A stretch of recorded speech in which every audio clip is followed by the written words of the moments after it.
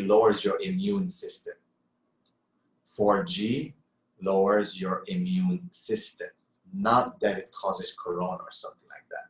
So they've done some research where every time there was a release of a strong signal, such as when the internet was launched, when even 2, 3G, when certain radar signals were launched, there was like the Spanish flu was at that time.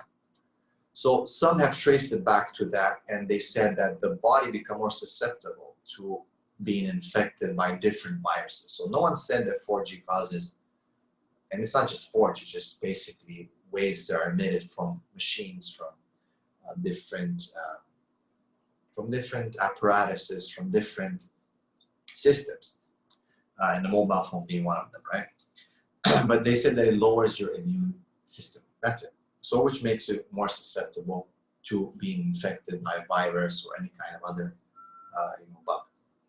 So I tried to do that a few times to turn off the Wi-Fi in the house.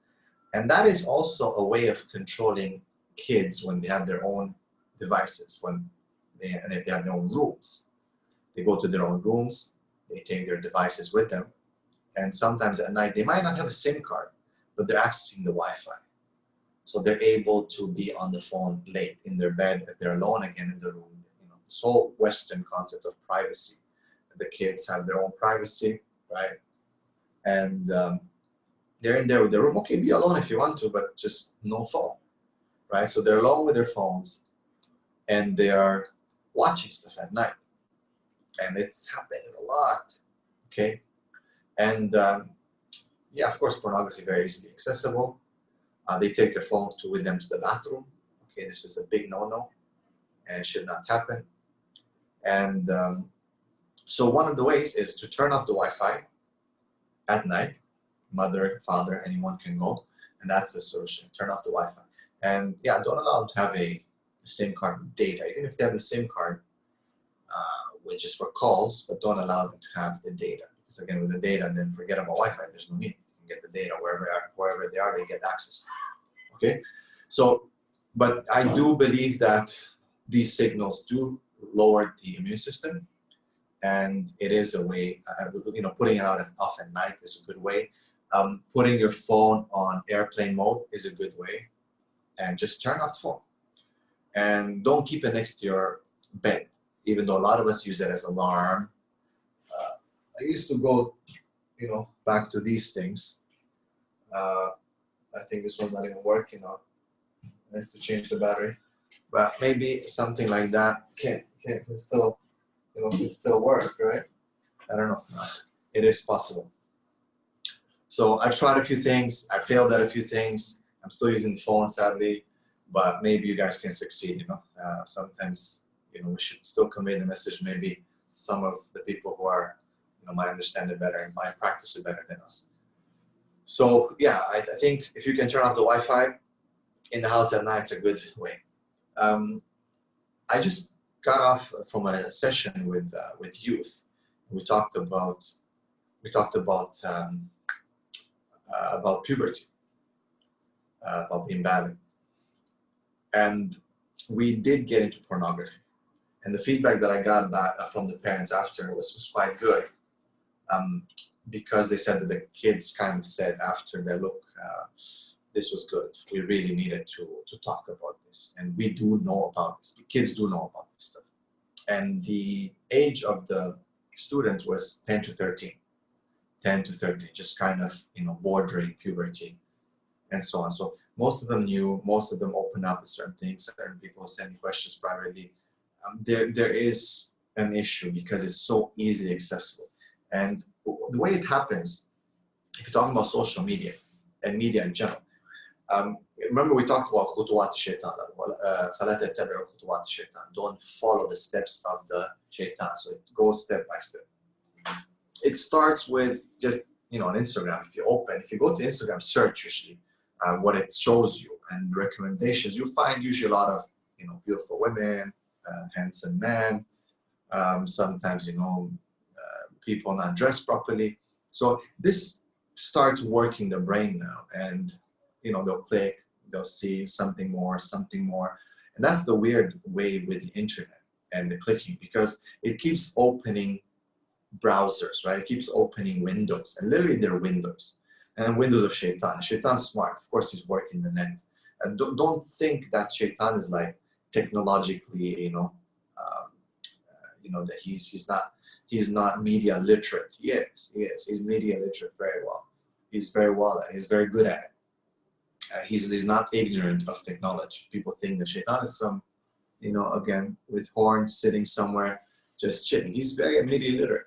He knows exactly how it works. He knows exactly how to run I think it was Dr. Bilal Phillips or someone who wrote a short book called The Fiqh of Social Media.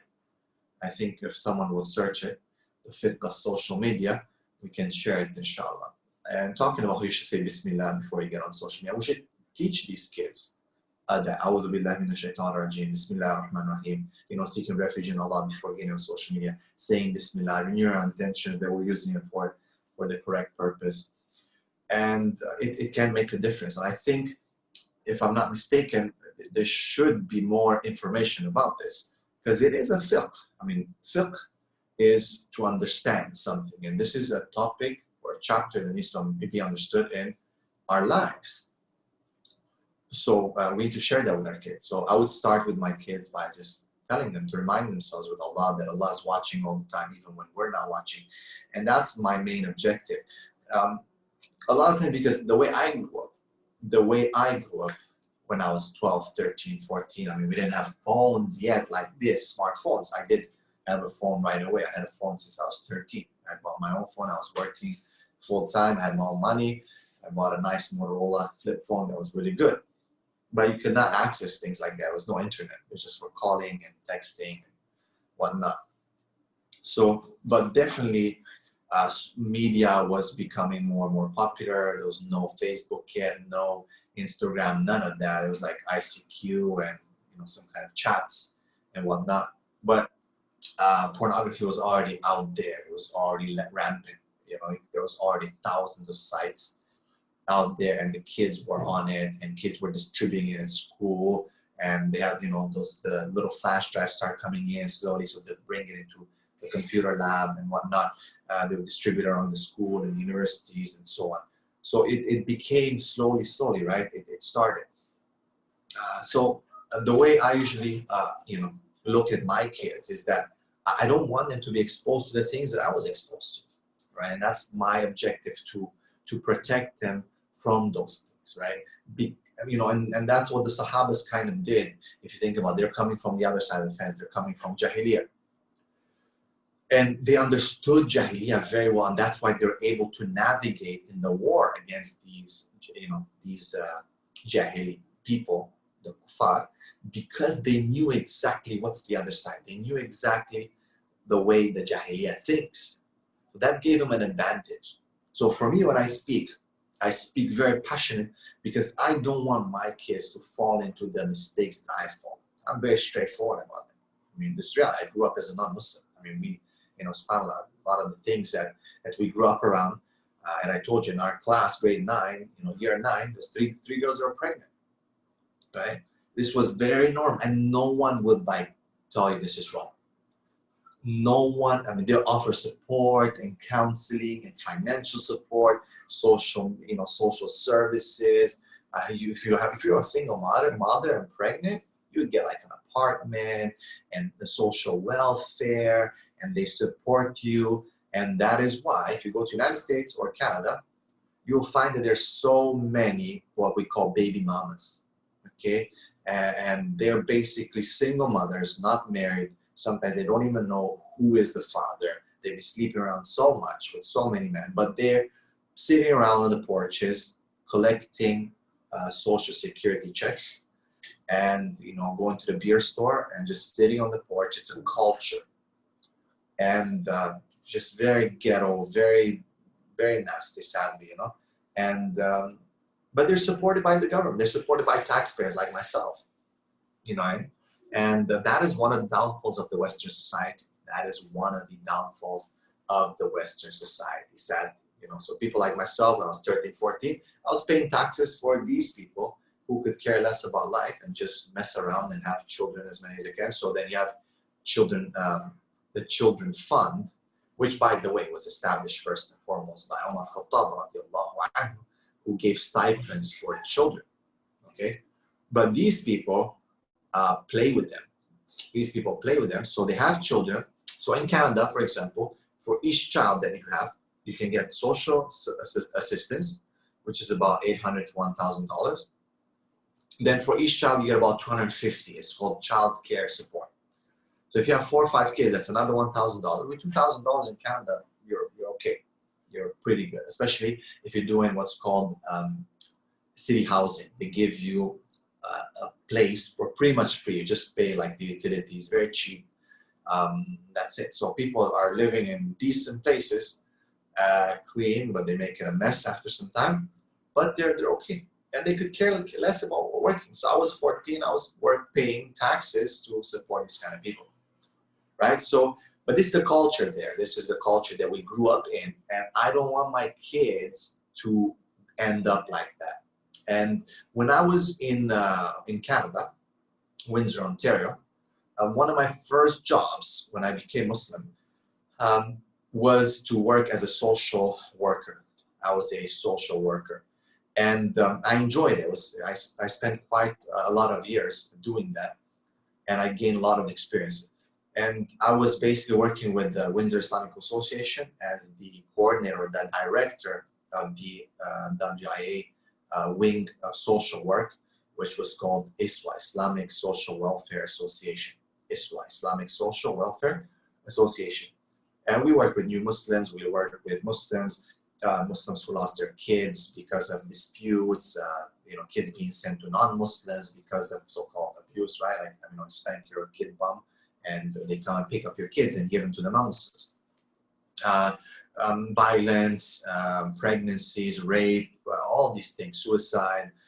We dealt with pretty much all these things, and that's the good thing about that. It exposes you to a lot of experience, and because everything is focused towards the community center and towards the masjid, everything was kind of like coming there. So we got experience with janazas, with suicides, with abuse, with divorce, with new Muslims, with apostasy, with da'wah, with everything.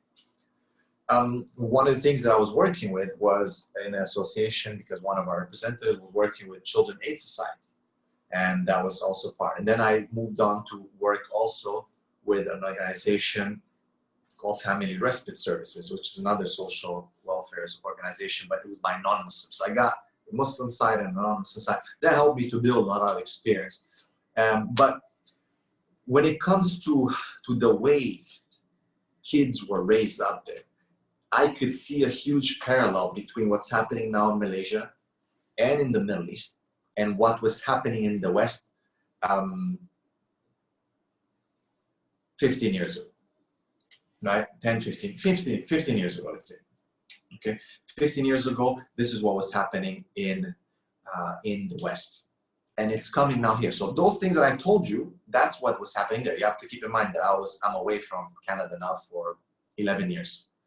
I left the country 11 years ago. I go back often and so on, and still have some consultancy projects there with the local masjid. Whenever I go, I do the khutbah, I advise them, we meet with the imam, so they do connect with me. And I still have, alhamdulillah, the fruits of some of the projects that we started there with new Muslims, with dawah. But it is a big change. Now, if you go back there, it's a totally different story. I mean, the community is, alhamdulillah, it's good, strong, but obviously because the changes are so huge when it comes to these ethics and morals, we're suffering. And the funny thing is that the youth can use, that's the negative part of being in a non-Muslim country, that the youth can use the system to go against the parents and against the community. If someone wants to leave Islam in Canada, it's just so easy. Actually, there's organizations that support you to leave Islam. And America is just on another level. USA is just another level. So, yeah, alhamdulillah, I mean, there's goods and bads out of them. But I don't want my kids to go through. I don't want your kids to go through that. And I hope you guys appreciate these sessions, because you know, I'm bringing that experience and to tell you, don't make the same mistakes I've done. Don't make the same mistakes I've seen our community members, good Muslim families from very traditional backgrounds with good Islamic principles have done. Okay, you cannot imagine. And subhanAllah, a lot of the cases that I dealt with were with very good Muslim families. I mean, there's one case that I still remember right now, a Syrian family, very religious Syrian family, who've been trialed by losing one of their sons. You know, he passed away. And the daughter ran away with a guy, you know, with a Muslim guy, but ran away with a guy. She became pregnant. She got shipped back home. It was a mess. But it's so hurtful because some of these families were just so amazing. And you would wonder, like, why does Allah test these people? He tests them because this is His wisdom to see how we react. And it's tough. The work is tough, guys. You have to understand. Damage control is very tough. Remember, I always talk about damage control and preemptive measures. Preemptive measures, it takes a bit more resources, a bit more time, a bit more people to unite and work together and investment. But in the long run, it pays more. However, damage control will be harder, much more hurtful, much more painful. And I've suffered a lot because of these cases, you know, because what happens is you get emotionally involved and people start blaming you sometimes, you know, because people lose their minds, you know, when these things happen. So you guys, you know, you're still somehow, as I said, about 10, 15 years behind in some of the issues, even though there are exceptions where, you know, you're still at the level. But, you know, there's still a lot of things that can be done here in Malaysia before the floodgates open. And trust me, I've already been here for a year and a half. I've talked to Sister Shameen. I'm trying to understand the culture. I'm observing. I'm going around. I'm meeting with people. I'm discussing with Malay people and non-Malays, Muslims and non-Muslims. And they're knocking at the floodgates. Actually, they're not even knocking right now. They're basically using the, you know, the thing that you're supposed to break through, right? Like in the movies that we see in the castles. That's what they're using right now. They're really smashing the doors. There's still some resistance, but they're really pushing hard. So you guys have to make a decision. And as I said, you need to start identifying the soldiers that are going to help you in this war. And if you don't have the preparation, if you don't have the correct army, it's gonna be literally a slaughter. Because once the floodgates open, and you've seen how aggressive they are very aggressive. And these people have resources. These people are connected. I mean, I don't know if I can mention names, but I was just, you know, they showed me like, I mean, I don't like to mention names, but the granddaughter of one of your leaders, you know, and the daughter of one of your leaders. I mean, so sad, you know, this is not ghiba, by the way, this is not backbiting. There's no such thing as backbiting when it's open disobedience to Allah subhanahu wa ta'ala. We need to fix that understanding. A lot of people think that it's, oh, no, I don't want to talk about anyone because it's backbiting. It's not backbiting when these people are pushing kufr and evil onto your children and your community, which is coming from a pure background. You know, the Malay community is coming from a tradition of Islam, of being linked to you know, to Yemen and to the family of the Prophet ﷺ, and you know, and to knowledge and so on, right?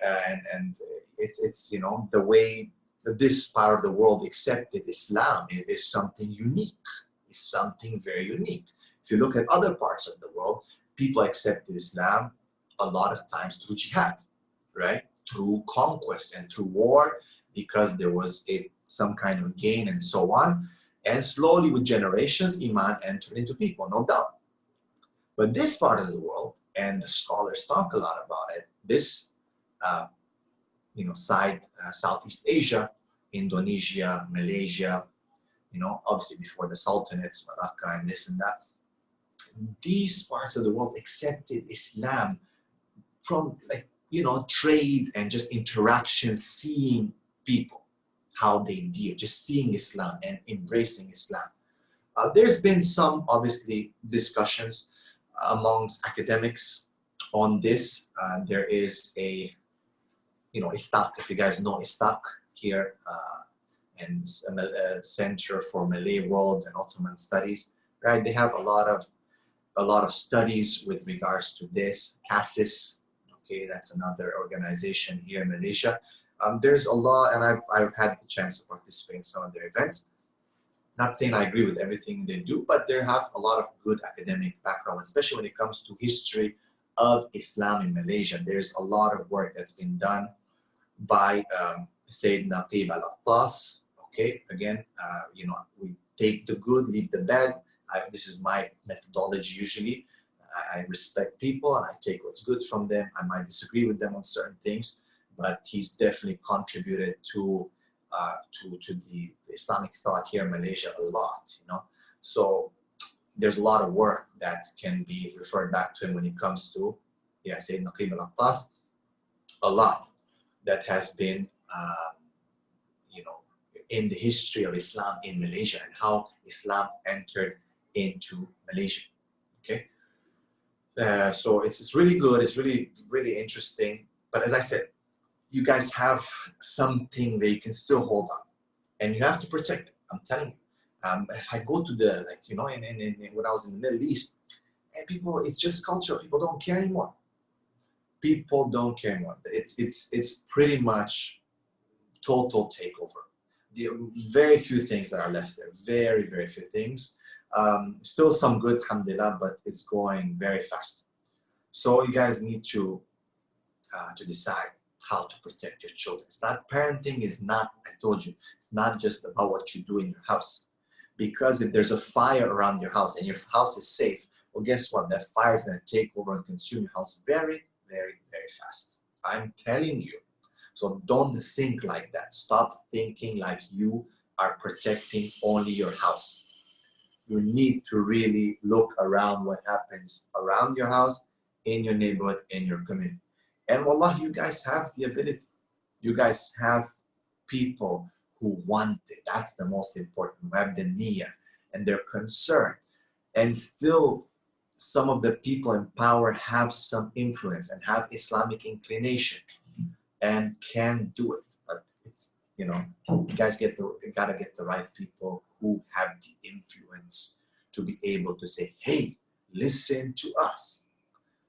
No one is saying that we shouldn't be building, that we shouldn't be prosperous and make money.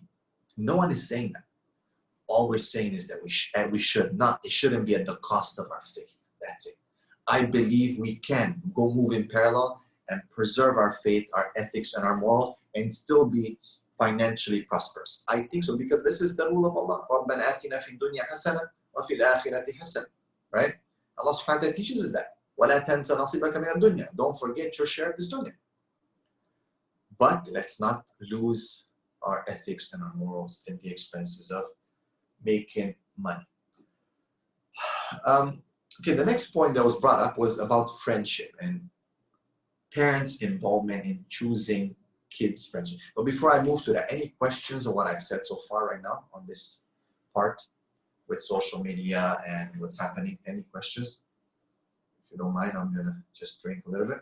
It is my right hand, right? Remember, I'm mirroring right here. So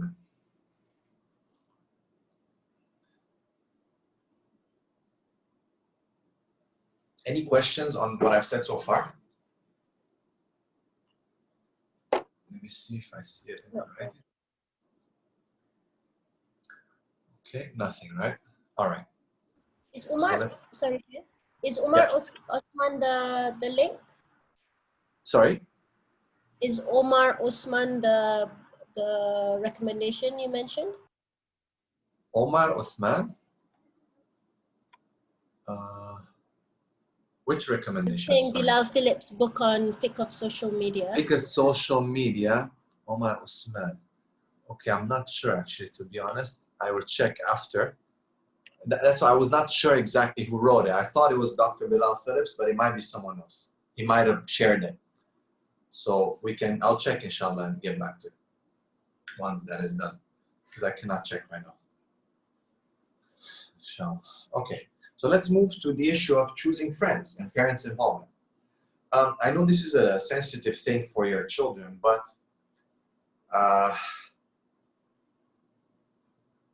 parents do have to get involved. And for the reason that kids don't fully know yet who to choose and who not to choose. And they make their choices based on likings. They like this person, they like who they are, they feel good around them. So they will choose based on that. But parents have a bit more of an advantage in understanding what's really going on. Now you have to be very smart in how you deal with it. And that's what I said. One of the advantages that you can gain in this is by you being friends to your kids. Now, don't just be friends. They have to understand that you are parents, and you have to demarcate the territory very clearly that you're not just their friend.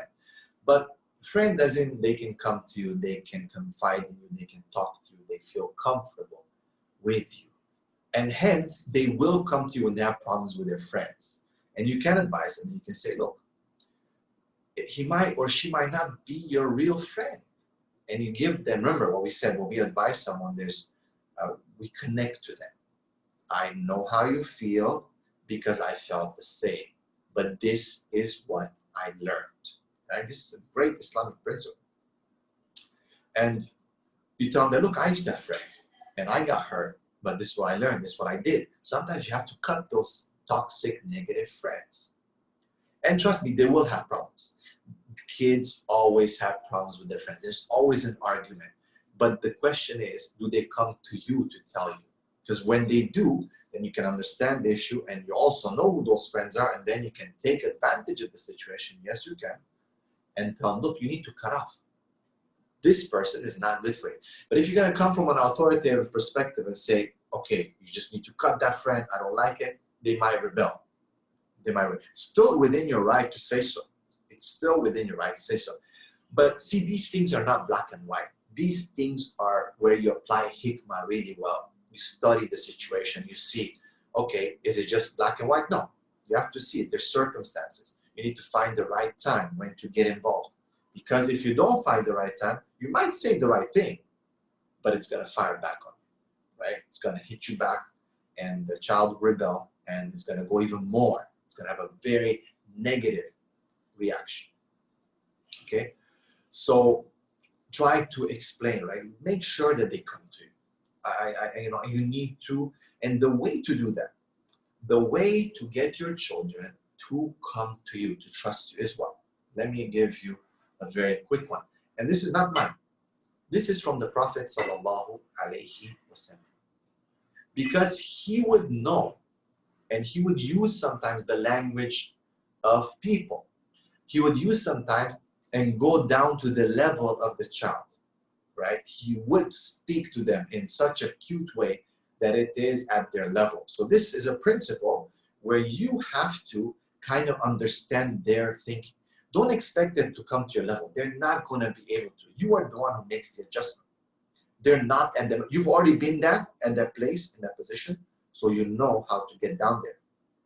They haven't been into your position, so they don't know how to climb up to be at an adult stage or an adult level, isn't it? So what you need to do is you need to, first of all, do a bit of research. I keep myself updated with what goes on in the media with youth. Be careful though, but you have to be updated.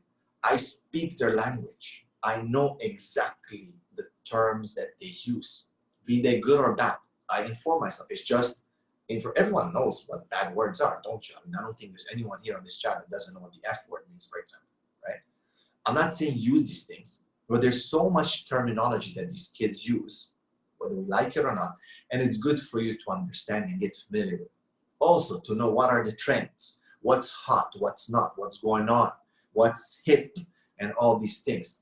So when I talk to them, very fast they open up to me. So I had someone recently, that I discussed with, and maybe this child was not opening up that easily. Within the first 10 minutes, they open up with me, and they admit it. They're like, I didn't think I was going to talk, but man, I'm talking, like he maybe just didn't want to stop anymore. Because I kind of know. I won't talk, so son, what do you think about this? No. I'll be like, so man, how's it going? Yeah, I understand, man. Yeah, it sucks, Yeah, I know it's annoying. Like, I'll talk like that. Is there something? There's nothing wrong with it. But, I'm just saying it sucks. Okay, it's nothing big. Okay, it's nothing big. I'm not using vulgar words, but I'm using certain terms that they understand.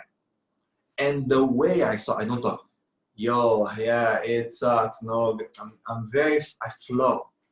I flow because I've educated myself. I know how they are, and it doesn't look awkward when I talk to them, right? So then they open up. Within the first 5 to 10 minutes, I don't think I've ever had someone who was not ready to open up to me. And that makes my work much easier because I don't have to spend 2, 3, 4 hour sessions, days by days, to try to open them up and let them, start telling me what the problem is, right? I need to get to the problem as soon as possible, right?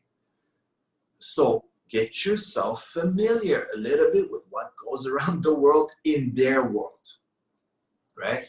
And then when you're gonna talk to them, and I asked them, like, can you explain this to me? Like, what does this mean? What is that? What is that? And they're like, oh, mom, that's not for you. No, I want to know. Like, tell me, right? I want to know, right? We're not going to judge. We want to understand. We want to learn. Because once we learn, then we can actually penetrate the problem much easier, faster, and more meaningful, right? So it's important. So to get to that level, understand, do a bit of research, educate yourself, so you can have that connection where they come to you, confide in you. Then you're going to be able to have a greater say in who they choose to be their friends. And it's going to have a huge impact on their life, no doubt about it. So hikmah, no black and white. This is circumstantial. You got to look at it. You have to be wise. Talk to your husband, talk to your wife. Get to know their parents. Make friends, or at least have some kind of relationship with the parents of their friends, so you understand who the family is. It's not wise for you to not know where this kid is coming from, who is there. You should meet their family. You should understand what kind of family they are. It's important. Do your research, do your homework, and yeah, make it a point. Make it a point. But if you're gonna come hard on them just from that, no, you're not allowed to see them anymore, and they're not good. They're blah, blah, blah. You might be wrong. They might be good, these kids. You never know. You might have the wrong idea about them. Okay? You might have made the wrong idea and the wrong judgment. So you made dhulm on the kid. Yes, it happens. A lot of parents sometimes jump the horse and they say, this child is bad. And he might be a really good child. So you're committing a sin in front of Allah. Number 2, it shows your child that you don't know what you're talking about. So they're going to push back and they say, oh my God, how can my father or my mother say this about Ahmed? He's such a good boy, such a good kid. He's helped me, There's no one there for me, and he prays with me, and he's the one telling me to come to the masjid, and my dad doesn't even know him, and he's saying he's a bad, shaitan or something like that. It's not good. It's not good. We have to have and make our due diligence. Okay, next one is how to encourage hijab in girls. Tough one. I have 3 girls. I have in my family 3, 4, 7, no, 3, 6, 7, 8. I'm pretty much taking care of 8 women. Okay? Pretty much 8 women. So it's tough, from my wife to my daughters, my mom, and I'm also somehow responsible for a non-Muslim woman who's my brother's wife. My brother, I don't know if you guys know, he passed away in December. Okay, my brother passed away in December, and his wife is pregnant, and she'll be delivering, inshallah, in August. But she's like somehow a responsibility for me. So I deal with women a lot, and it's tough when it comes to telling women to do anything. It's not just hijab. This is for sisters to understand, mothers and fathers, because sometimes mothers, you're women, sometimes you might not introspect enough to know yourself enough to be able to know how your daughter reacts. And of course, guys always get off easier because they don't have to have hijab, right? But for me, personally, I always encourage men to have their hijab, which is, this is their hijab. This is the man's hijab, okay? Why guys have to get off easy? Now, I'm quite strict on that. I tell them, this is your hijab. The Prophet said all prophets had beard. All prophets had beard. I'm not going to get into the fiqh of it right now, wajib or, sunnah. Personally, I believe it's wajib, but guys shouldn't get off that easy. So I encourage, when they can, to start growing their beard. And that shows to my daughters that I'm not writing a double standard. So she should be covering, she should be putting a hijab on, and then the boy just goes around and does whatever. Everything's so easy. And so many times girls will say that, he's got it so easy because he's a boy. This is not fair. Islam is not fair. This is not fair. I don't do that, even in clothes. I'm not going to allow my son to wear something weird when he goes out. And then I'm going to be tough on my girls, right? But one of the things that has helped, and I'm sure you guys know, and mashallah, I see this in Malaysia a lot, when I see little babies wearing, tudors, because they see their mothers praying. They see their mothers covering.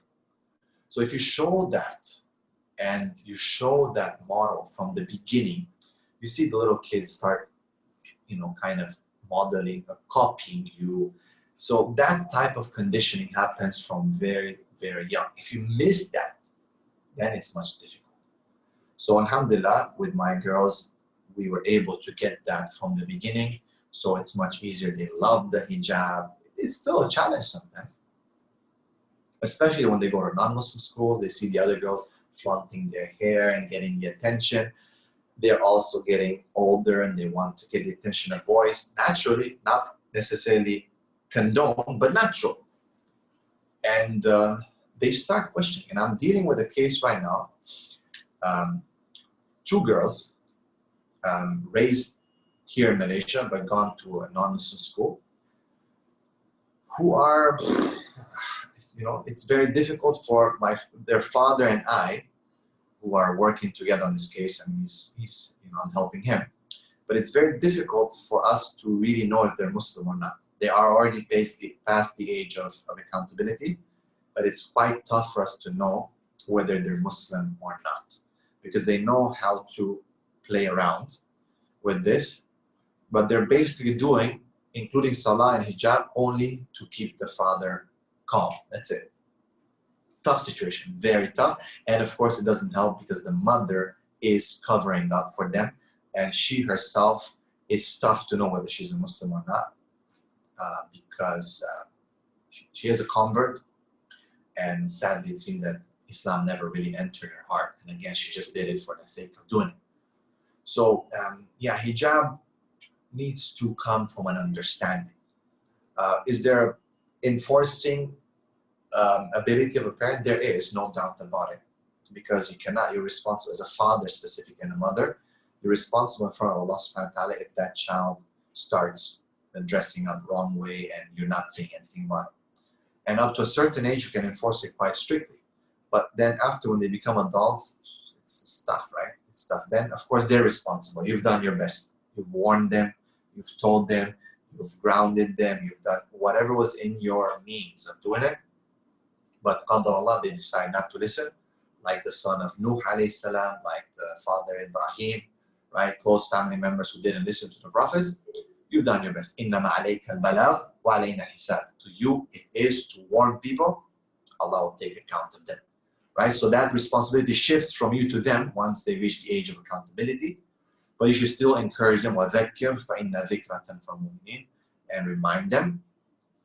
And constant reminder, inshallah, you never know, you make dua for them, maybe one day their mind opens. And alhamdulillah, many people have come back to the deen and start wearing the hijab and whatnot after some time, right? So alhamdulillah, maybe that's something that can happen.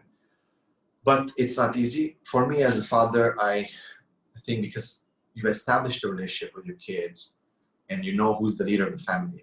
I'm astaghfirullah, not to say anything, but I'm the leader of the family. There's no ifs, ands, and buts in this case in my family. There's no misunderstanding about that I make the rules in the house. And my wife supports it, and the kids have to follow. And they're asked, things are discussed. Are things perfect? No, we have a lot of challenges, but I do enforce it. And many times I've told my daughters to go back home and change when they get out. They go to the elevators, I look at them and I'm like, I'm sorry, I'm not gonna move from here until you guys go and change. Oh, Baba, that's not fair. So we're not leaving. You tell me, is this okay? No, but I'm just rushing. And I have a lot of time. I'll wait for this. I'm sorry, I'm not going to allow you to leave the house like that. And sometimes even to my wife, I'll say that. I'm not. Sometimes, oh, but I'm rushing, no socks. No, I'm so sorry, I'm not going to allow you to go without socks. I know there's some debate over that, but for me personally, as the imam of the house, and I'm responsible in front of Allah, I don't want my girls to leave the house with their toes and their feet exposed. And I have good reasons for that. Okay? So, but I will stay there, and I'll wait. I'll wait till you guys go and change. All right? And it's tough, but this is first responsibility on the father but you have to do it properly. You have to have an established relationship with them, not just all of a sudden just like chop, chop, chop, because it's gonna hit you back. And the mother has to support. There should be no disagreement between the two amongst themselves in this issue, in front of the kids especially. But the mom says, come on, it's okay, let's go, we're late. No. And the father says, okay, now this time, let's go. No. This can have serious damages and repercussions. Okay? So involve, encourage, build from early, let them love the hijab, let them see. I wish we would have more movies. I wish we would have more media that talks about the beauty of this and shows the objective. For example, I know it's not good to show the prophets, but there's no other option sometimes. So my daughter was very, very obsessed with Maryam alayhi salam at one point because her name is Maryam. So she was researching, she found an Iranian old video of Maryam alayhi salam, okay, from an Iranian perspective, a Shia perspective.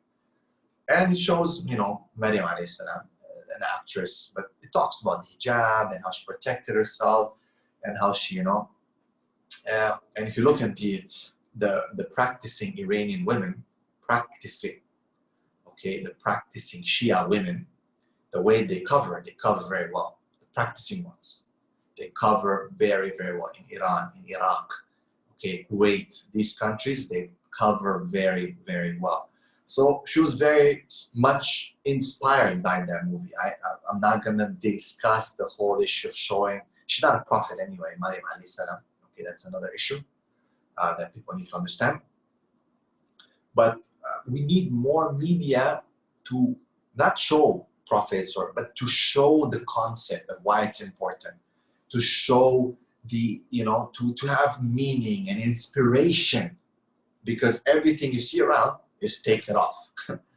and recently there was a big roar in the Western community in the UK. Was a Indian background Pakistani sister, was a very famous hijab blogger. And she took off her hijab after a long time, and I mean, subhanAllah, I've seen an interview with her and her husband's just, sorry, he's not the imam of the house. She is the imam of the house, and that is a problem. And he's just like supporting her and her feelings. And Islam is not just about your feelings. She said, I wasn't myself. So all these years, you're not yourself. You're using the hijab to just promote yourself. And all of a sudden, now you're taking off the hijab. And she got so many followers after she took off the hijab. Her numbers increased like crazy, right? And, people are discussing, don't judge her, don't do this, don't do that. It's sad. It's sad. But girls now, famous, successful, they starting taking off their hijab, or they're without hijab. And sadly, the sisters who are wearing hijab, sometimes they're far away from anything in this dunya. and they cannot inspire. So our girls are looking towards the non-Muslim or non-practicing or non-hijabi women for advice, for inspiration, and so on. So, as I said, this is one of the major fields where we Muslims have to continue to develop and push, and that is media. We have to create dress code at home. Okay, yeah, dress code at home is important because even at home you should be covering your aura. There should be some limitation, but of course it's more lax. And Allah says that in the Quran, okay, about the beauty and adornments, that it's okay for a woman to show it at home in front of her family, her brother, her father, and so on. But there's certain restrictions still, especially when a girl reaches the age of puberty and starts developing her body. She shouldn't be like just hugging and kissing and rubbing against any of her siblings. This is clear. Yeah, you hug your mom, you hug your dad here and there, but there's certain limitations now. You have to understand that, even if you are family. But in general, just normal clothes is okay. House clothes, clean clothes. And I always encourage, of course, the guy should be dressed clean, and the wife should be dressed clean. The kids should always be dressed clean, and the wife should be dressed very nice in the house for her husband. It also shows to the girls an example and a model how they should be as wives, and the husband shows an example to the kids, the male kids, the boys, how should be a husband. That's important. Kids nowadays seem to easily swear. Some I heard, mother of God, how do I damage control? Liberal using the F word in their writing, talking to friends. Yeah. Funny thing is, I remember this long time ago. I mean, you're talking about, like 15, 16, 17 years ago, when I was doing my psychology degree, and the academics, the professors, we were taking a social psychology course, and the professor was using the F word every second, third word. And people were laughing, and he said, because the F word is really brings authenticity to the discussion. And it brings, people's attention. And to me, it's just disrespectful sometimes, right? So, yeah, kids have now taken it because the movies, everything, everyone knows what the F word is. And because of social media, because of movies, because of what's put out there, they're so easy in using it. And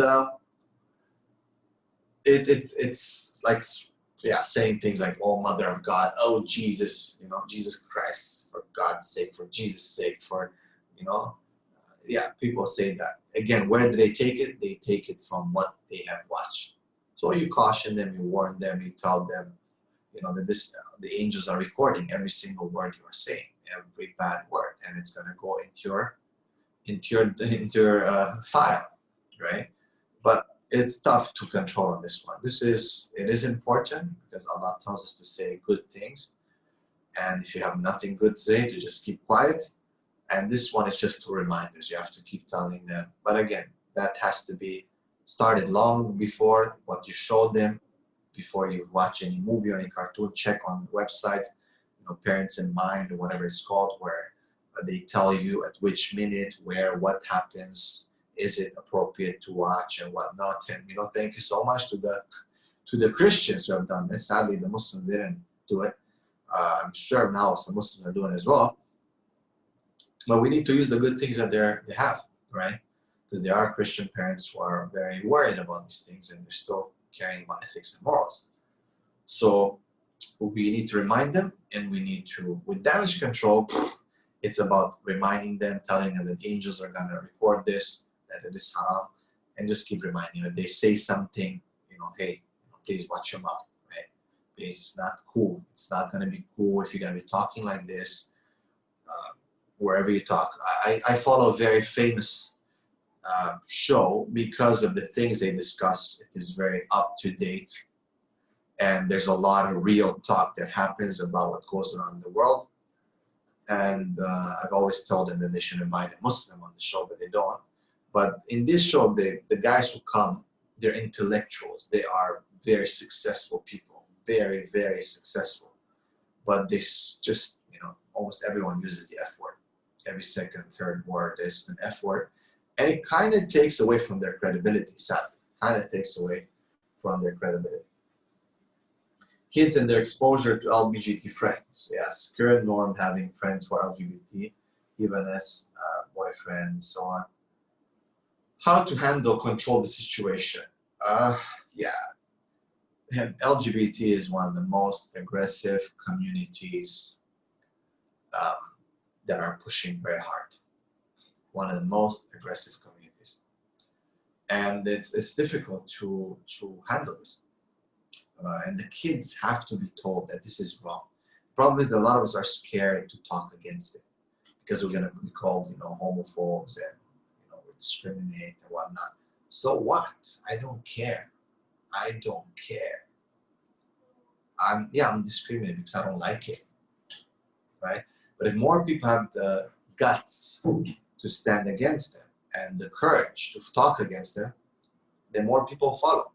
This is not allowed. It's not acceptable. You have to draw a line because look what's happening. Others will come. Now the pedophiles are pushing very hard behind the LGBT community. It will be one of the things, one of the letters, a P. A P will be added to the LGBTQXYZ, whatever, W that they have. A P will be added soon. And there's already a tagline, a punchline that love is love. Okay? And it's basically by pedophiles. Love is love. And it's disgusting. And there is you can research this, there's something called the handkerchief code. The handkerchief code is disgusting because it's basically a signal for like-minded people to tell them what you're into. And there is one of the categories for underage sex. So people need to be careful. The more you lax and the more you allow the line to be pushed, they're going to advance, right? It's like in a war. If you don't hold the line, they're going to keep pushing, taking. And the pedophiles are next. I'm telling you, mark my words, 10 years from now, you're going to see where they've reached. The pedophiles are fighting legally, investing money, making videos now, making media. Just recently I saw something. And people, the Muslim community are saying, no, I don't want to upset them. I'm scared maybe they're going to sue us because we are homophobes, right? This homophobia, everything is a phobia. It's not a phobia, are you crazy? Right? This is garbage, this is rubbish. This is rubbish to say that it's a phobia.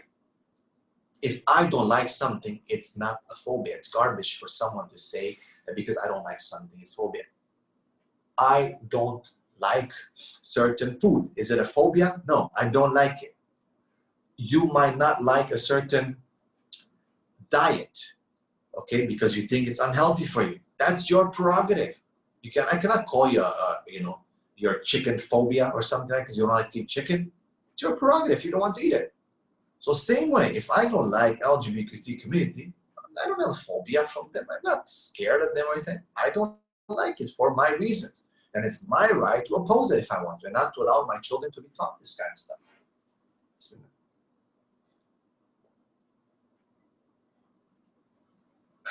Why should I accept it?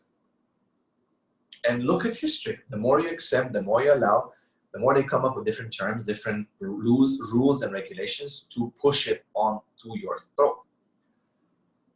I don't know if you guys seen my Instagram, the story that I posted in Europe right now with this theater that they open up. Literally, brothers and sisters, literally, kids below puberty are taken to a theater and they're shown sexual act live by a man and a woman or others having sex on the stage in front of them, and other things. People staging terrorist attack. It's like a weird theater, slaughtering. Even there was an ISIS thing. Check my story. You can have the link, and then the link will take you to the merciful servant that puts the article, and the link is in the bottom of the actual thing that actually shows we blurred the image, but it's children watching sexual acts between adults. And they're calling it the next educational, the new thing. It's like theater. It's art. SubhanAllah. It's art. Can you imagine that? It's art? That's just retarded. That's just ludicrous to say that this is art, right? To expose. Imagine what happens to their brains. And you're not talking about here like teenagers, 16, 17, 18. You're talking here about kids. And look at the image. They are indeed children. So we need to oppose it. We need to oppose it. Where's our lawyers? Why are people studying kafir law, non-Muslim law, and applying non-Muslim law? And at least use it to fight against it. If you study it, and I believe that this is allowed to study non-Muslim law and practice non-Muslim law as long as your niyyah is to protect the ummah and Islam and the Muslims with that knowledge. To stand against in court because you're in a system that is not Muslim. Okay? That is a system that is non-Muslim. So you protect the ummah by studying that system. For example, if I study Christianity, I'm an expert on Christianity, personally. But it's not for like to practice Christianity. It's to know how to protect the ummah against the attacks of the Orientalists and of the missionaries. Okay? So this is ridiculous. You know, we need to stand strong. I am willing to debate, to argue, to fight, to whatever it takes to protect our children. I believe Allah has given me the skill to talk. I have the ability. I'm willing, man. Don't be scared. Don't be afraid. That is what causes us to move back. Remember, Allah does not, it's a big sin. It's a big sin to withdraw in a war, except if it is for strategy. It is a big haram. It is literally, worthy of hellfire. And we are withdrawing every day. We're moving, we're pushing back, and they're pushing forward. So we need people to stand strong. We cannot be scared. It's the fear that's pushing people saying, no, I don't want to be a homophobe. I don't want to be, this is not, no, stand strong. Say, we don't accept this. Okay? Alhamdulillah, the old school Malays are still on there. And I see in the masajid, the ustaz, I've seen some posters in one of the masjids here, Masjid Asfar, the yellow mosque that's close in Kota Damansara, that they have posters against lesbianism. And there's even a fine of 2,000 ringgits if they see any lesbian activity. And I believe in Kelantan or somewhere recently there's been some women who were whipped by the police, by the Sharia court because they engaged in lesbian acts. Okay? This is khair, man. I know that America will say, oh, this is inhumane and the watchdogs are going to jump in and start barking. Keep barking, man. I'll throw you a bone. Keep barking as much as you want. We cannot come to that level, and I don't like to discuss names again. But one of our sheikhs was caught up in a corner and recently released the explanation, but the damage is done, man. When you get caught up in corners, and you are made to say things that are going to confuse your followers, and you have millions of followers, it's very confusing. Where this European lady called him up and started asking him about gays and lesbians and shaking hands and this and that. And he was giving very, no, it's not. I have many gay friends and this and that. They're right. And no. You have to be careful how you say, what you say, so they don't incriminate you, because there's certain laws, and that's what they want to do. They want to catch you. In the first place, why are you talking in the first place? You shouldn't even respond to these people. Who cares who they are? Who cares what they're saying? Don't respond. Don't have to go on an interview with them. Right? But that upset me because so many people are watching. You have a responsibility. And now you're coming up trying to explain after a long time that what you meant. But your words were quite clear. They caught you in a corner. They pushed you in a corner, and then you have to give up. Well, homosexuals, well, it's their right. I know people who are homosexual. So what if you know people are homosexual? It doesn't justify anything. You should say very clearly, look, I don't know what people do, but as a Muslim, as Islam, I don't agree with this. And Islam, you don't even have to say, I don't agree. You say, Islam does not agree with this. Allah does not agree. Don't give your personal opinion because you know they want to incriminate you. Islam does not agree with it. Go sue Allah subhanahu wa ta'ala. Go sue the Prophet sallallahu alaihi wasallam. I'm a Muslim. I don't speak of myself. I can only tell you what the Quran and the Sunnah say. So what's your opinion, sir? I don't have an opinion on it. I only tell you what Allah. In Islam we say, Qala Allah, Qala Rasul. No, but what do you think? I don't want to tell you what I think. It's beyond the point. I'm telling you what Islam thinks. Isn't that what you want? You want my personal opinion? I don't want to give it. Leave me alone. Because I know what you want to do. You want to incriminate me. Don't get caught up in these things. But we have to show that this is Islam.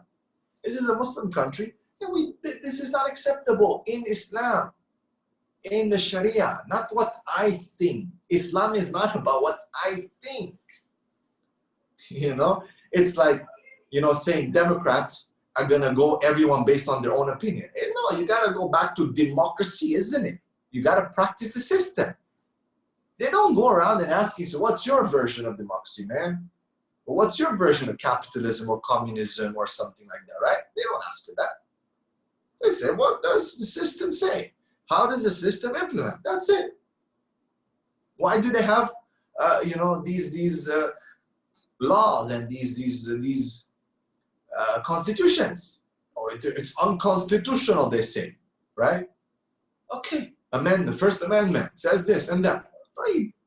That's what they exercise. They exercise that. So don't ask me what I think. I tell you what Islam thinks. Clearly. If you want to sue me, sue Allah.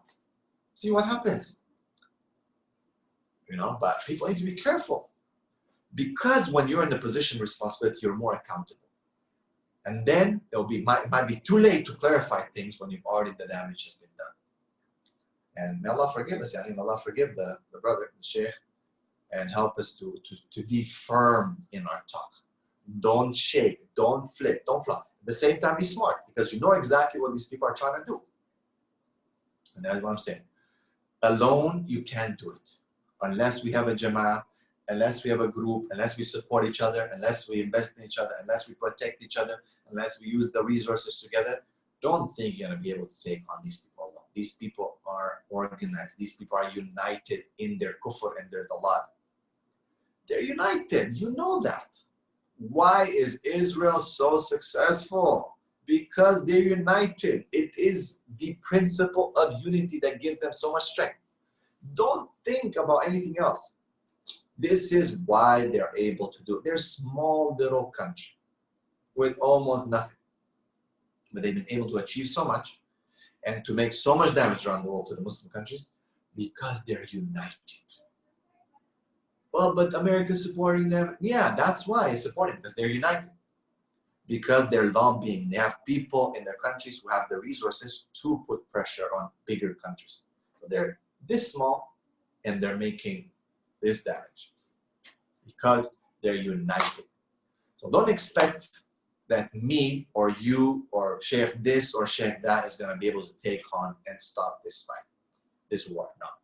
Don't expect it, guys. If you think, then let's just call it from now. And it's not worth it. So tell your kids straight up, this is wrong. LGBT is wrong. This is why it's wrong. Think very well. Look at biology says it's wrong. DNA says it's wrong. Everything in nature says it's wrong. It doesn't work. It doesn't fit. Can it be done? Yeah, anyone can. I believe almost anyone can become gay or lesbian. Almost anyone. Just with the wrong thing, in the wrong place, at the wrong time, the wrong mindset. Put your guard down, shaitan taking over you, depending on which stage of life you are in and what happens. Anyway, I've dealt with so many cases. Perfectly straight people going into the wrong situation and coming out as messed up and gay. Vulnerable women, same thing, turning to each other and finding solace in each other, and boom, they start hating men. I don't want any more class. I like being with a woman. You don't understand how complicated it is, how easy it is to slip in this thing, in this trap. And that is why it's increasing so much. Don't tell me that oh, it's all of a sudden, it's just like everyone is, their gene is expressing, their traits right now. It's not like that. It is nurturing. It is shaitan. It is based on desires, and easily a person can fall into this, especially when there's no more restrictions within the ethics and morals. There's no more restriction within the ethics and morals to tell you astaghfirullah. But when you're open, and that's why it shows that people are very sexual promiscuous and very open-minded when it comes to this. It's much easier for them to become bisexual and experience on the other side of the spectrum, because for them it's just open. So that's why a lot of these actors and these people they experience all these things, all kinds of things, because for them it's open. It's just an experience. It's not about whether I love this one or love that. It's just about the act. So it doesn't matter. Sometimes even the weirdest it is, and weirdest it becomes, it's okay for them. To understand this, understand how easy it is to slip into this problem.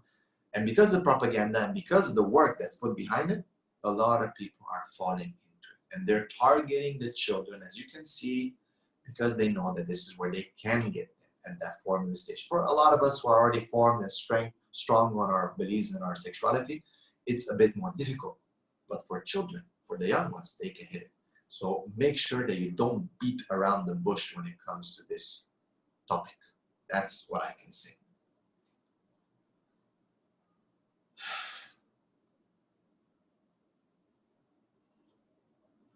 Okay, the issue of how to nurture teens to remain cool without succumbing to un-Islamic peer pressure.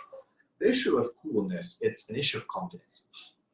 Cool is not cool because it's hip or clothes or this. The person who's the coolest, it's usually linked to confidence. And I believe that the strongest confidence comes from Islam.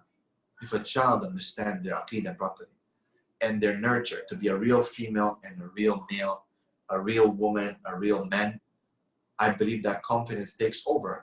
Humbleness, but confidence. And I think we're failing at teaching confidence. So we make our kids very humble, but we make them weak humble.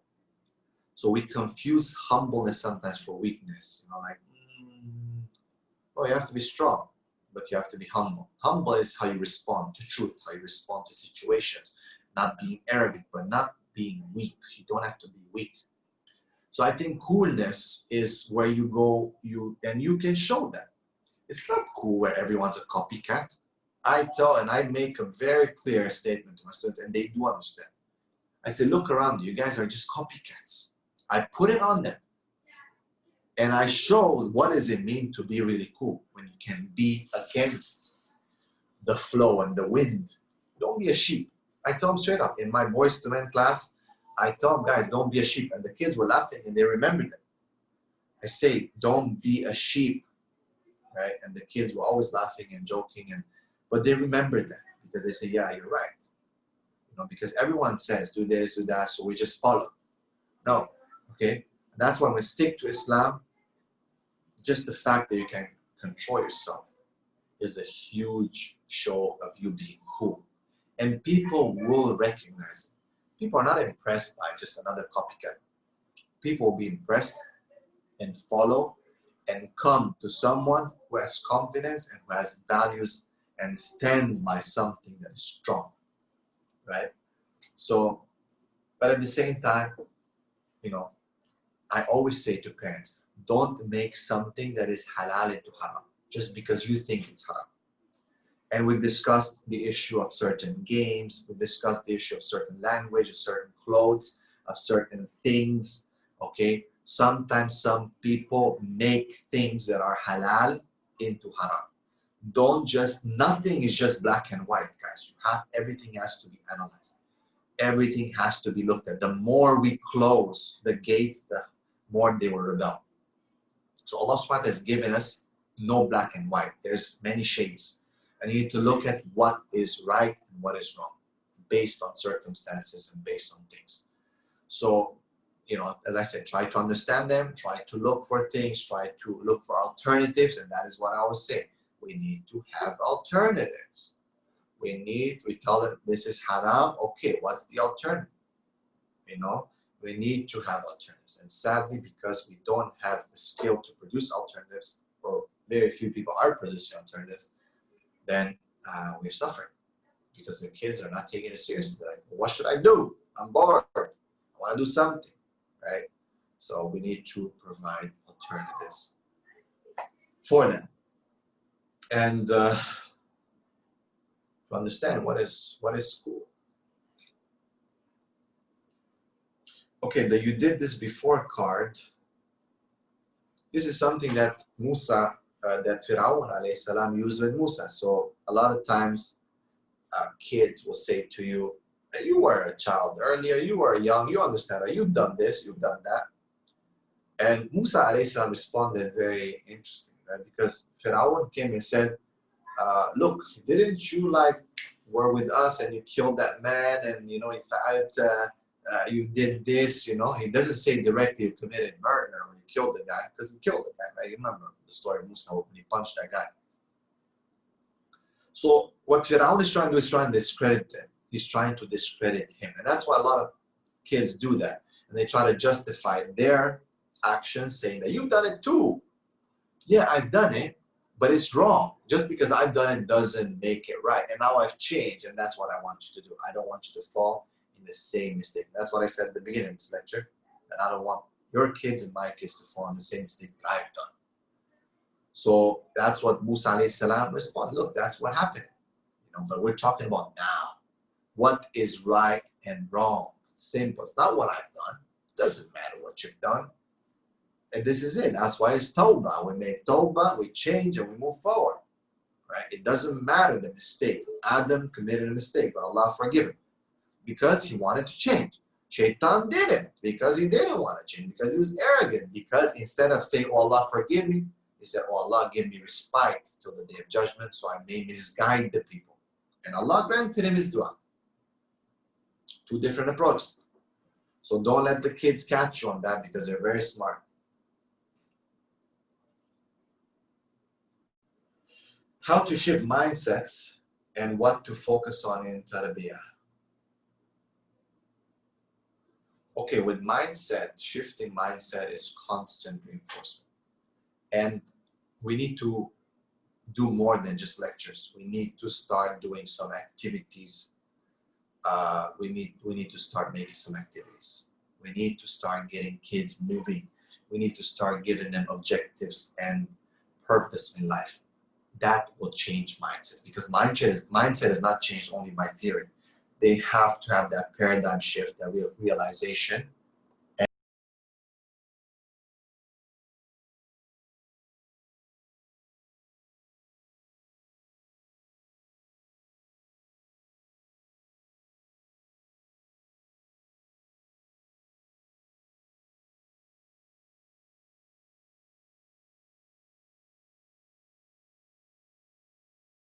Sorry, I think okay. I muted myself, sorry. So there needs to be more than just lectures. It has to be some action, because you need to have a trigger. When you want to change a mindset, there has to be a trigger.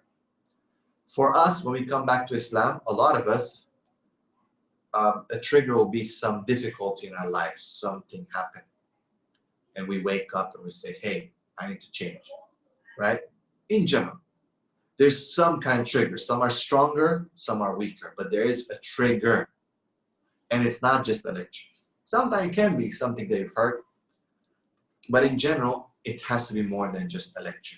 So we need to start thinking of what to do with kids, with people, activities that is more beyond just lectures, right? And that can focus, that can shift mindset.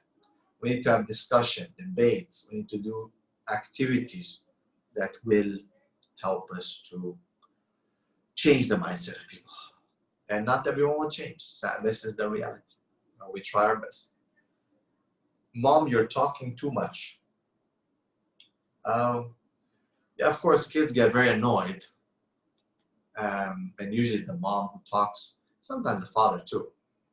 But kids get annoyed very fast. Well, that's okay. They have to put up with it. But when you talk, make sure your words are meaningful and they are important. It's not just talking, because then kids get annoyed. So choose your words. And this is a principle of Islam. I'm not the one who tells you, right? The Prophet said, قال رسول الله صلى الله عليه وسلم من كان يؤمن بالله واليوم الآخر فليقل خير أو يصمت. Whoever believes in Allah and the last day, let them say something good or keep quiet. Okay, so say something good or keep quiet. And this is a principle we should apply to everything in our life. Sometimes we do talk a lot. And I know that you mean well, but choose your words carefully, because they influence them and they annoy them. They can pull them towards you or push them away. If you want to say something, don't just lash out. Don't just say it because you want to say it.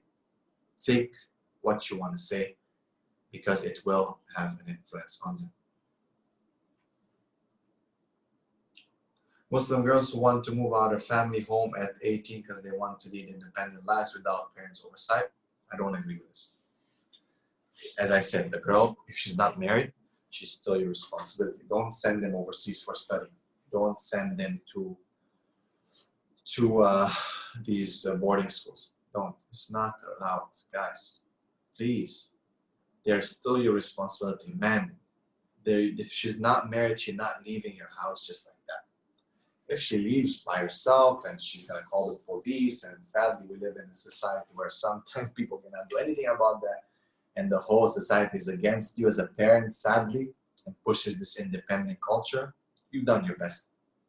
You've done your best. You have to keep trying to tell her to come back, but you should never allow her and say, okay, go ahead, just go, do whatever you want. Some parents push them, go out, you have to be your own. No, the boys, yes. Try to push them to move up, because that is what Allah subhanahu wa ta'ala has put for them on this plate, on this earth. To be leaders, to be responsible. But for women, it's not their responsibility. Okay? And the closest a woman can train her daughter to be to her and to the family, and to have objectives in the house and in the family, and the love and the care and the friendship, it will be difficult for her to just want to leave. But when the atmosphere is tough in the house, then of course they want to run away, right? So you need to have a very good relationship with those girls, even the father, where they don't want to leave. They don't feel the need to leave, except if they meet this amazing Prince Charming who will take her hand in halal, in front of Allah, in barakah. Then she says, I want to leave. I want to be with him. And even then they feel so hard to leave, right? But of course, if we haven't done our jobs from the beginning, sometimes they just want to leave. And also, that's not always the case. Sometimes they've just been conditioned so much by media that they see these movies of girls being independent, and this is pushed to. This is what is the outcome of this liberal movements and our society changing. The girls now want to leave. So talk to them, explain to them the world is not an easy world out there, and don't allow them. Tell them you're not allowed. And sometimes that is enough. But when you're not sure and you're like, oh no, I don't know, let me talk to your dad. I don't know if it's a good idea. What do you think? No, you're not allowed. I'm sorry. If she, a'udhu billah, in most cases, they will not leave. They see that you're firm on it and you explain to them why it's not easy and you are responsible for them, and you tell them that the only time that's, if a girl wants to say 18, I'm going to leave. Start looking for an alternative option, which is marriage. I mean, what's better? You gotta wait, right? So she's gonna threaten to leave, and she probably has a history of running away from home. Maybe you get to a point where you can talk to her and say, look, let's find a good man to marry, and then you can leave. Maybe you guys can study together. Maybe you guys can be together. It's better than for them to run away from home. Remember, Islam is not about halal and haram. Sheikh al-Islam Ibn Taymiyyah says, Islam is between what's more halal between two options and what's more haram between two options. Lesser of two evils sometimes is important to understand the fiqh of that. And the greater of two halals. I'm not saying halas, just marry them off just like that. No. What I'm saying is that might be a better solution than for them to run away from home. Okay? So talk to them. Communication, discussion, continuous friendship, nurturing of that from the beginning, they grow up like that. They want to stay with you. They want to stay in that environment. The only time they want to leave if they get married. So talk, and don't ever let them feel like you're okay or you're toying with the idea of letting them go. And sometimes some people make the mistake of saying, hey, why don't you go like boarding school? Why don't you go like, see life and travel? And it's not for girls, guys. Do you understand the responsibility? Do you understand what Allah has put on you? Do you understand what are the rules and regulations? And there's a reason for that. Oh, what are you saying? The women cannot make it? Yes, I'm saying no. I'm saying that Allah did not allow it. I'm saying that Allah did not allow it. Okay?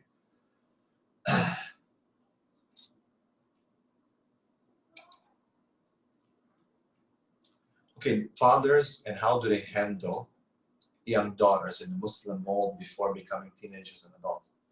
There has to be a very strong relation between the father and the girl.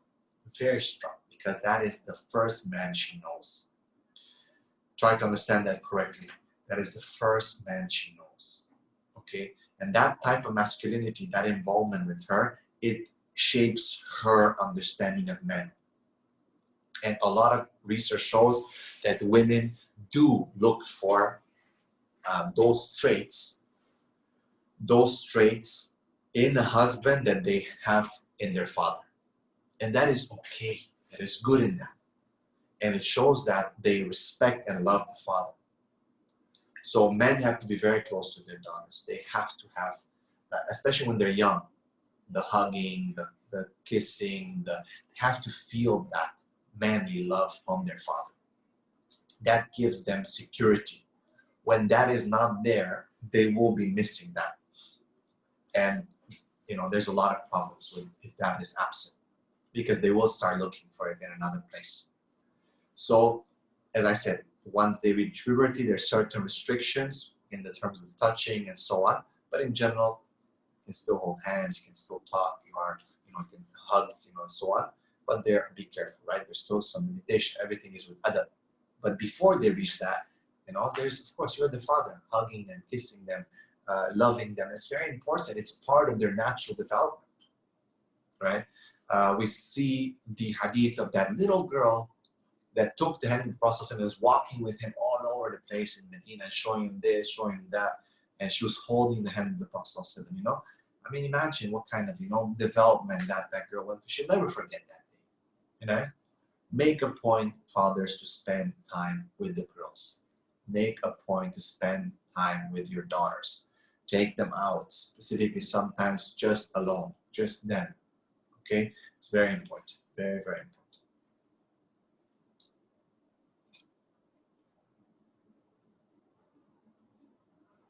Okay, the last question is, parents' knowledge on halal and haram of jobs and income in Islam, therefore, should guide kids' passion, interests, and hobbies in their career path in the future, a duty always forgotten. Yes. Yes, because parents do tend to sometimes dump their dreams onto their kids of what they have not been able to fulfill sometimes. So let's say they wanted to be a doctor, they didn't make it. They want their kids to become a doctor and they push it on them, right? Of course, doctor is a very amazing job they can be at, you can be. But sometimes they don't know what is halal and what's haram, and they want their kids, you want to be a banker, you should be a banker in a riba, you're going to make a lot of money, and you should do this, and they're not guiding them in the right way. So parents have to understand what is halal, what is haram when it comes to work, when it comes to careers. Kids will come and say, I want to be an actress. Okay, what kind of actress? I want to play in Hollywood and Bollywood and this and that. Oh, no. But maybe there's certain things you can do to help the media and to promote Islamic concepts and so on in certain restrictions to help the media, right? So don't break their dream, but there's just some adjustments that you can make. Okay? There's just certain adjustments that you can make in doing that. Maybe you can be an influencer. Maybe you can be a teacher. Maybe you can have lectures. It's still kind of the same thing, reaching out to people, but you're not like acting and doing something, maybe haram. Okay? So you need to understand how to direct them and how to maybe take something that might be haram, but you can flip it and just refocus it and it can become halal. Okay? So, but parents definitely need to inform themselves as to what is haram and what is halal, and how they can direct the kids towards a career choice. That, as I said, the options are, is it halal, is it haram? It's halal, okay, take it. Can you benefit the ummah? Yes, I can, this way, that way, okay, take it, right? It's something, and don't dump your dreams on them. Let them enjoy what they do. Let them explore. I always tell students, think of 2-3 career choices already. And also our educational system, sadly, they should have guidance counseling that help the kids. And if they don't, then we as parents have to enter into this and maybe set up some kind of service where we are counseling our students into this, into deciding as a family what to do, how can we support, and you start working towards that as a family, not just them. You as a family start investing, start working around this, start looking for seminars, start looking for different things that will nurture that interest and that idea, inshallah. All right, so I've covered all 16 topics that were sent to me. Let's see if there's anything on the chat. If you can write your questions, if you have any other things.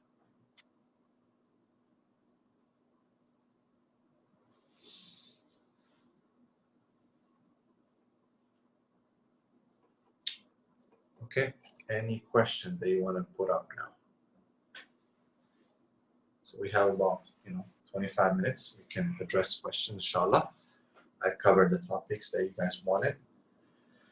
And let me know if you want to take the mic and you can talk as well. Inshallah, you can add something. Maybe you don't agree with something. It's all good. It's free. Inshallah. Okay. About kids saying like, oh, you've done it before, whatever. How about the argument of like, oh, well, you could tawbah and you change, so I also can tawbah as well later on, So. Well, no, that's not correct, because there's no guarantee that you can make tawbah. There's no guarantee that you leave the house today and you're gonna make it alive. Okay, my brother left the hospital, and subhanAllah, just a couple days before my brother passed away, I was talking to him on the phone. I said, Mike, come on, man, Islam is waiting for you. We're waiting for you to just take Shahada. Just become Muslim, bro. I don't know, he's just messing around, right? And a few days later, he died. There's no guarantee you're going to come back. So yeah, alhamdulillah, you as a parent made tawbah, but is that a guarantee that your child is going to be able to make tawbah and reach the age of 30 or 40 to make tawbah? It's not a guarantee.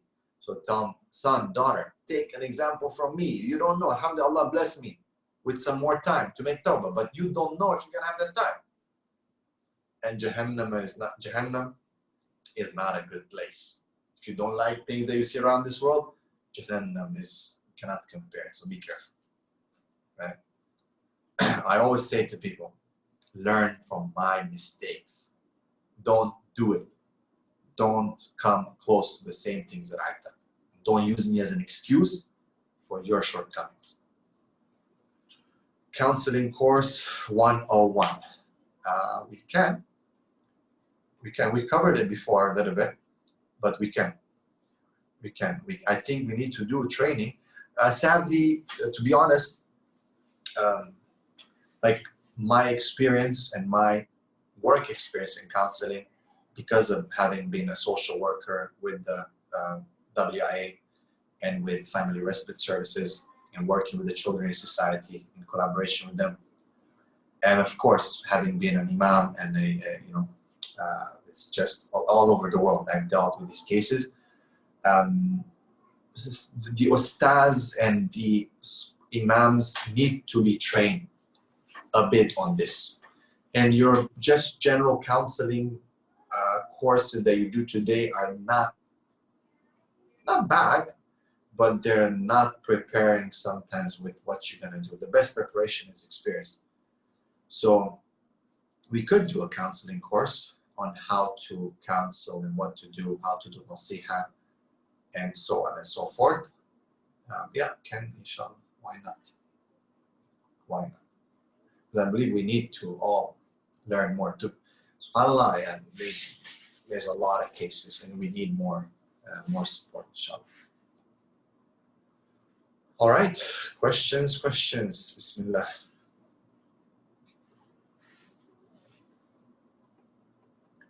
Questions. What if wife is improving to be a better Muslim, but the husband is yet not? What's your best advice?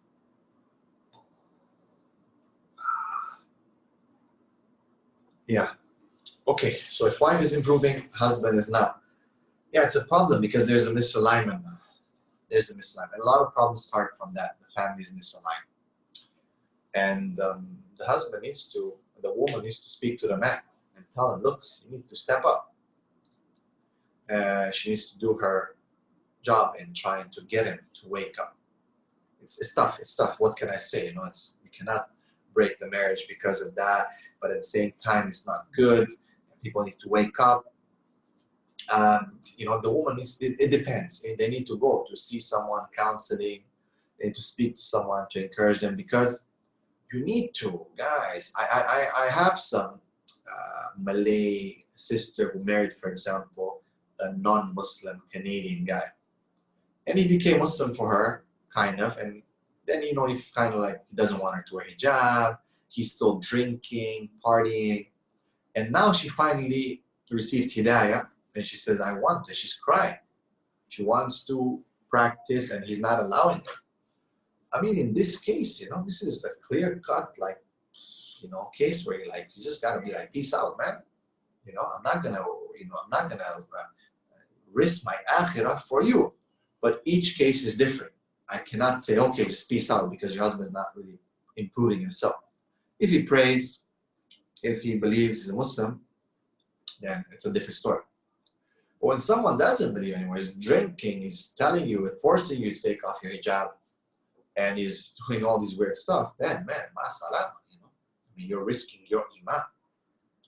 And you want to be a better Muslim, then so it depends. Each case is different. But you should be reminding your husband to start being better, to start taking some courses maybe. You need to start doing da'wah. Even the wife has to do da'wah to her husband. You have to do da'wah to your husband in a nice way, because obviously the husband will not accept from the wife just like that. And sometimes the women, when they start getting a bit more religious and learning Islam, they're going to start telling the husband, like I've seen where the woman is like screaming at her husband and saying, you're a bid'ah, mubtadi, and you're maybe kafir. You know, some women are calling the husband kafir. And that's not going to work, man. That doesn't work well. That ends up in a problem, and then they stop them from taking the classes that they're taking, because look what you're learning. How dare you talk to me like that? And blah, blah, blah. You know, and they start fighting, and maybe the marriage falls apart. It's issues, right? So you have to use hikmah, sisters, when you give da'wah to your husband. If the husband is not practicing, it is a responsibility on you to give da'wah and to make dua for him to have hidayah. But you have to do da'wah to him. Slowly, with wisdom. Be careful what you use, what you say, because in the end, he is expecting certain respect from you. And if he's not going to get it, he's going to turn off even more, maybe stop you from doing the things that you want to do, and it's going to cause problems for you. So you have to be very wise. Okay? Okay, tamam. Sheikh, Yes? I have a question.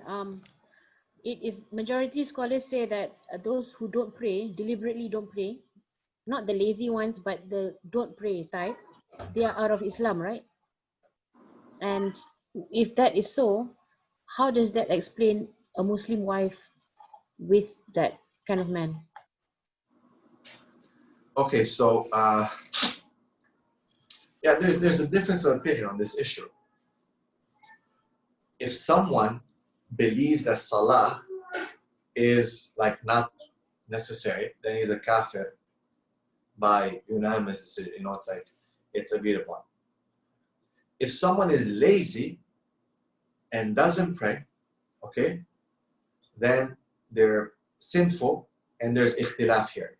Some scholars have said that they're kafir if they miss the salah, because willingly they missed it.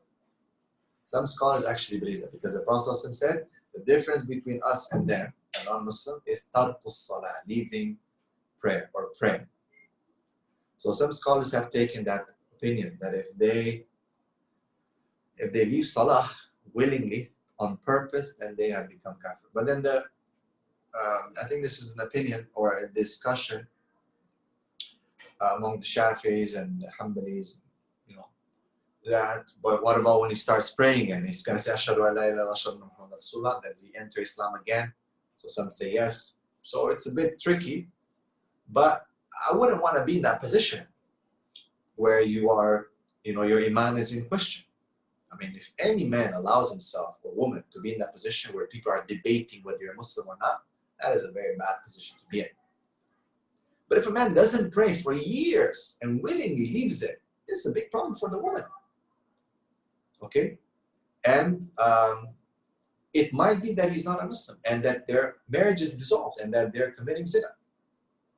Some scholars have said that if someone is clearly leaving salah and even, you know, say that I don't pray, and women stay with them, scholars say that their marriage is invalid because he's left Islam. He doesn't believe in salah. There are cases where the man doesn't pray at all, doesn't want to pray, maybe doesn't even believe, it's just whatever. And the woman is praying, she is believing, and she is doing all this, and they're staying together. But then the relationship becomes haram because they're not married anymore. Their marriage dissolves. When someone leaves Islam automatically like that, then their marriage kind of dissolves. There's this is an opinion. As for someone who converts to Islam and maybe their husband not yet Muslim or the other way around, it's a different story. Okay, a bit of a different story. Yes, it is a bit confusing, I understand, because of the difference of opinion whether someone is an actual kafir if he leaves salah or not. Okay, so let's just take it a bit back so we understand. Number one, if someone leaves Islam and is a kafir, the marriage is not valid anymore. Okay, so let's say husband, wife, together, Muslims. Husband decides to say, I don't want to believe in Islam anymore. Woman stays as Muslim. The marriage is invalid because a Muslim, because he's left Islam. A Muslim woman can never be with a Muslim man. You understand? Marriage invalid. It becomes zina if they're together. Right? Understood, right? Now, the question or the confusion is, husband does not leave Islam, does not say I'm not a Muslim, but leaves salah. He says, I believe in Allah. I believe in Muhammad sallallahu alaihi wasallam. La ilaha illallah Muhammad Rasulullah. But doesn't pray. Okay? Doesn't pray. Most scholars say he's still a Muslim. When he's going to pray once in a while, he's still saying Shahada, he's still a Muslim, he believes in Islam, but he's sinful. So marriage is not invalid. Marriage is not invalid. Okay? Understand? Alright? Clear? If husband says, I'm Muslim, La ilaha illallah Muhammad Rasulullah, but says, no, who says you have to pray? Prayer is not compulsory. Prayer is not from Islam. You guys are just using culture. You can make dua and pray whenever you want to. I don't have to pray 5 times a day. He has left Islam and the marriage is invalid. Clear now? Understood? Okay, just to make it simple, understood? What if you received advice from an imam on this and they advised to stay and hard to get divorced in Sharia court? Again, it depends on each situation. Remember? Is there someone who says, I'm not a Muslim anymore, I don't like Islam? Or is it someone who just is lazy and doesn't want to pray? Or is it someone who says, I don't believe prayer is needed? Right? You understand? If it's in case of clear-cut disbelief, then this is wrong for the Sharia court to say to stay together. Right? Look at Surah Mumtahina. Okay, Surah Mumtahina makes it clear. When the people used to leave and make hijrah for the sake of faith, that their marriages were dissolved. When the women were coming and they will be examined about their iman, don't return them to the kuffar. Do not return them to the disbelievers. Read Surah Mumtahina to understand the whole thing.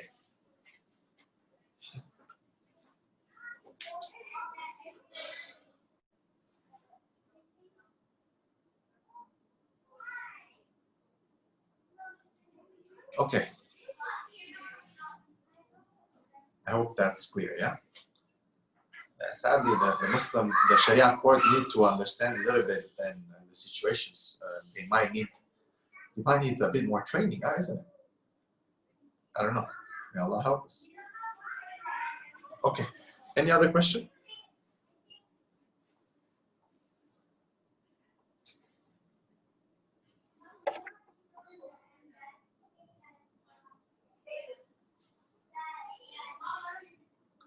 Any other questions, inshallah? I hope that you guys benefited from this situation. Excuse the background noise. Okay.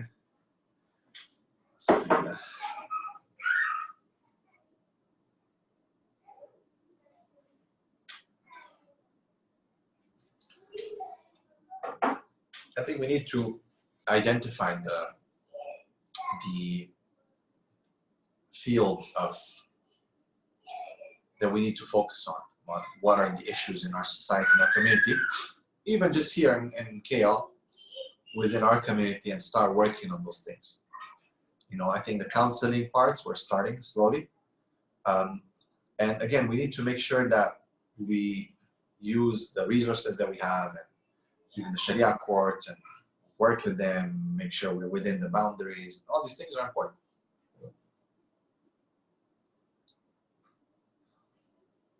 How do we handle what we think might be a gaming addiction, or when a child is one who is really into something due to the state of his brain? Yeah, addiction is difficult. Addiction needs sometimes a very tough approach, because addiction is something that now you cannot just convince someone, hey, it's not good for you. Hey, it's haram, you know, don't do it. And they're like, okay, I won't do it. No, it becomes an issue. So addiction is something that sometimes needs counseling, needs someone to be removed from that environment. Like literally, let's say someone's addicted to the phone, take it away. They're gonna cry, scream, because they're gonna have that period of anger, of having, you know, withdrawn syndromes, right? So you gotta like kind of, you know, be hard on that.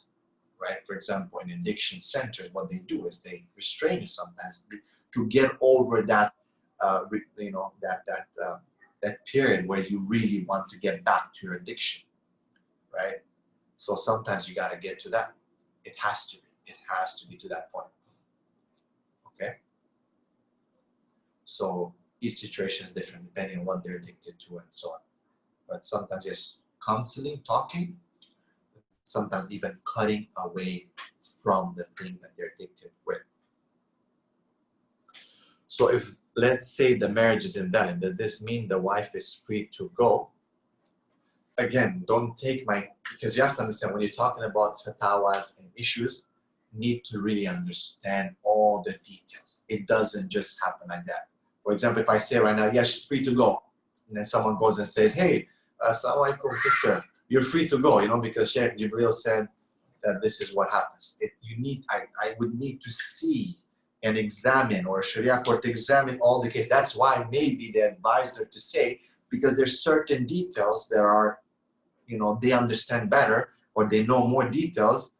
And it's not just that. That's the problem a lot of times with internet fatwas and just like that over the phone, because you don't understand all the situation, and people just say, yeah, let her go. It's not that simple. It has to go to be analyzed and so on, right? But if the marriage is invalid, you know, because of clear kufr, because the guy says, I'm not Muslim, then of course the woman is not married anymore. You know, and staying and sleeping with her husband might be a paramount to zina. Okay?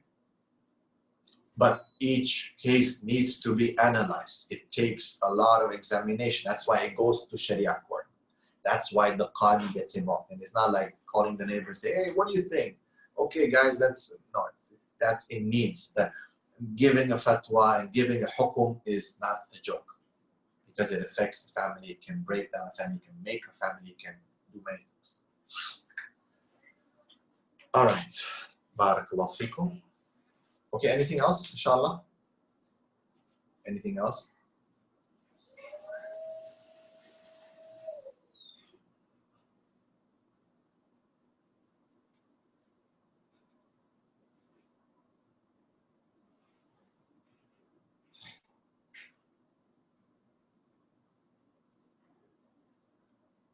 Anything else?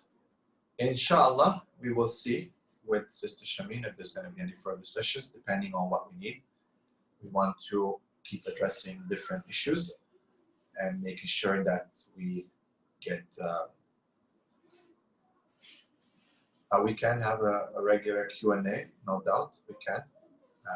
I think it's much more productive when you send questions and then we can have a Q&A, because then I can address those issues as opposed for me just lecturing. I like to do Q&A. A lot of my lectures are Q&A because that's real stuff, real issues that you're faced with. It can be this, it can be that, it changes different circumstances. And a lot of people might have the same problems with certain, different details here and there. So it's really good idea, inshallah. Okay. Anything else, inshallah? Anything else? So Sister Shamin, maybe can organize, inshallah. Okay, inshallah. I will ask the group. Inshallah. Thank you, Sheikh. Barakallahu fikum. Jazakallah khair. And inshallah, we'll see you very soon. Bi'idhnillahi ta'ala. If there's no more questions, I would like to take my leave. If there is more questions, let me know. We have a few more minutes. But I do need to leave on the dot, inshallah. Jazakallah khair, Sheikh. All right. Barakallahu fikum. Jazakumullah khair. Wassalatu wassalamu ala Sayyidina Muhammad wa ala alihi wa sahbihi wa sallim taslim kathira. Assalamu alaikum wa rahmatullahi wa barakatuh. Wa alaikum salam. Assalamu alaikum. Jazakallah khairan, Sheikh. Assalamualaikum warahmatullahi wabarakatuh.